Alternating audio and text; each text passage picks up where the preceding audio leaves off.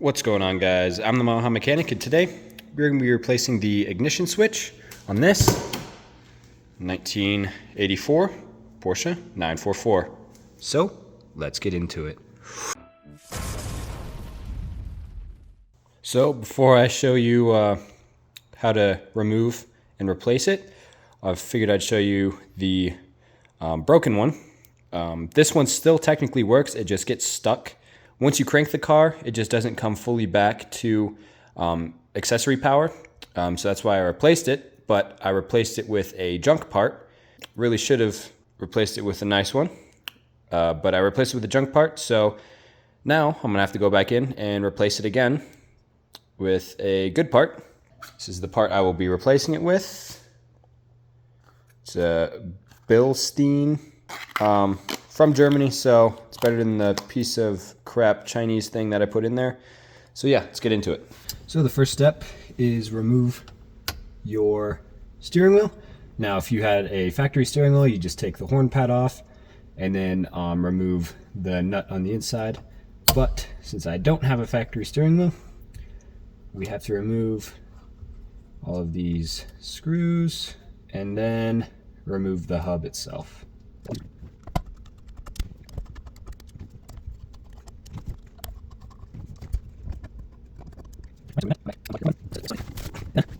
I'm sure as you guys can see, but we have the nut that holds the hub and everything onto the steering column, and I believe that is a 24 millimeter, give or take 24 millimeter nut. It might be helpful to have had the steering wheel on because you're gonna have to counter torque. There you go. Spin the nut off the inside.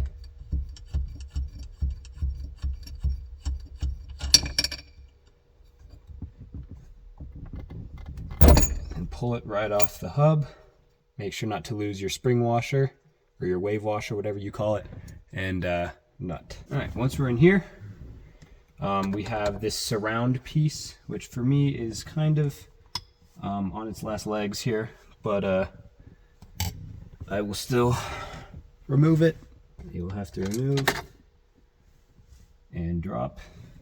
And there should be another screw right here, but I don't have that. And then they kind of just pull up. But I find it easier, instead of trying to finagle that and potentially break it, to remove the stocks first. To do that, we have 3 flathead screws, 1 at the bottom, 2 at the top. And then pull the stocks off the end. Whoa. My lights are on now for some reason.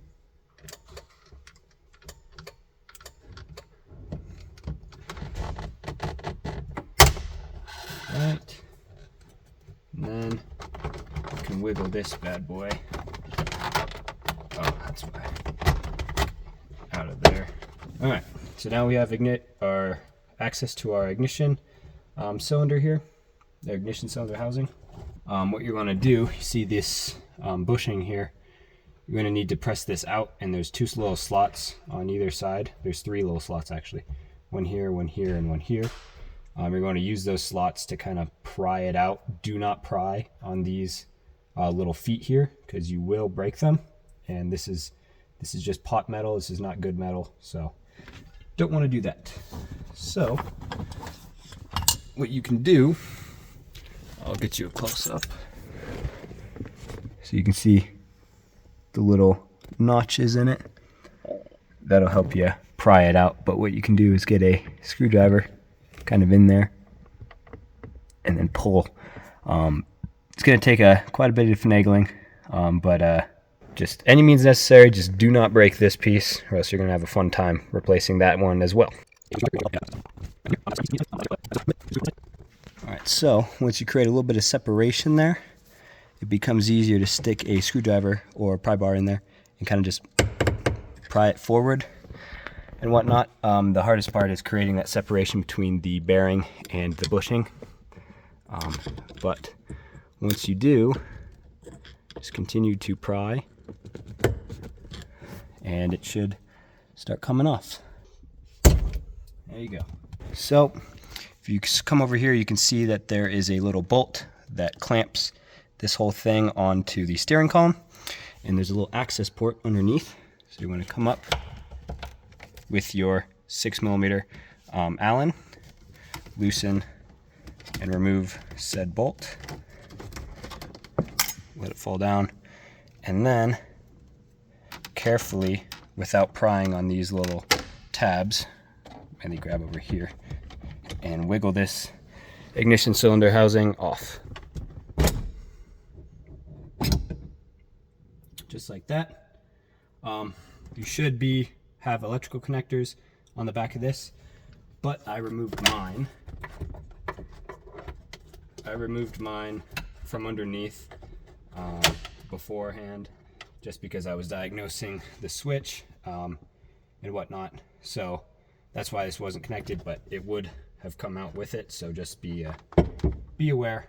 Look in here, you can see the screw that we need to have access to right there to remove. The ignition switch should pull out straight from the back, just like that. Take our new one, plug this bad boy in, just like the way the other one came out. There it is. Should click in fairly nicely, just like that. Take our screw, throw her back in there, tighten her back down. Not too tight, this is just plastic after all.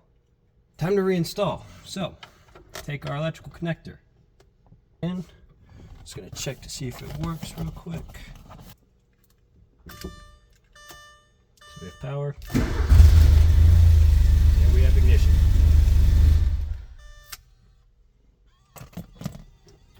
Right.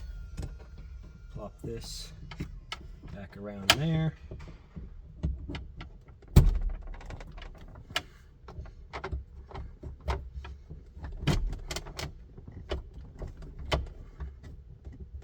Push it until it seats. And make sure the steering column doesn't really move. Also make sure these are level. It might be tweaked a little bit when you put everything back in. Not too tight, you don't want to explode this crappy pot metal. But nothing should really move with any effort. Take our bushing, press her back on,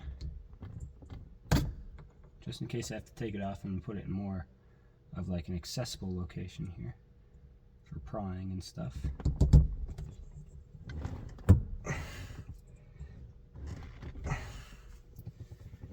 Now I did find it easier to kind of put a socket and hammer it over. But what I'm just going to do, kind of just hammer it down a little bit.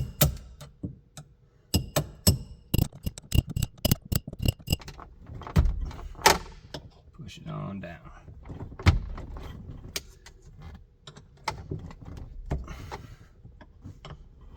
Once you get to a certain point where it's a little too hard, like right here, I find it easy to just start to reinstall everything.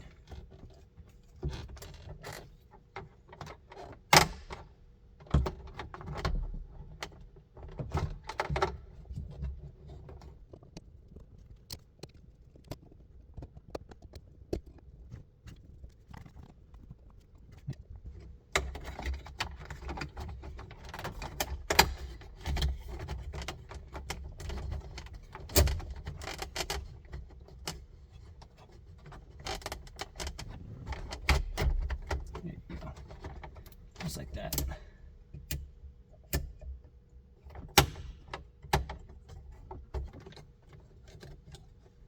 Feed it up under.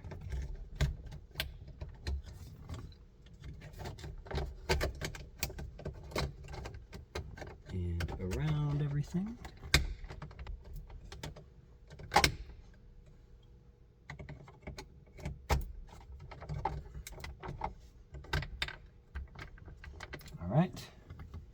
you go.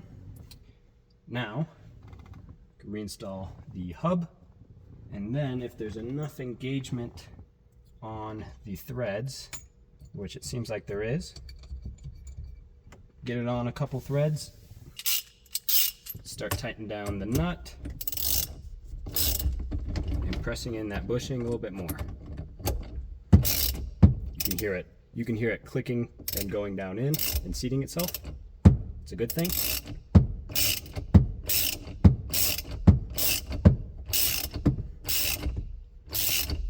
There you go. Sounds like it got seated properly. Now we can take our torque wrench and torque down our nut to spec. Counter the torque with the steering wheel, because if not, you will break and explode your ignition cylinder housing, because it's not good metal and the steering wheel lock is a thing. There you go, 40 foot-pounds, just like that. And then I'm going to take all of my screws, these screws, out again and replace the horn button and whatnot.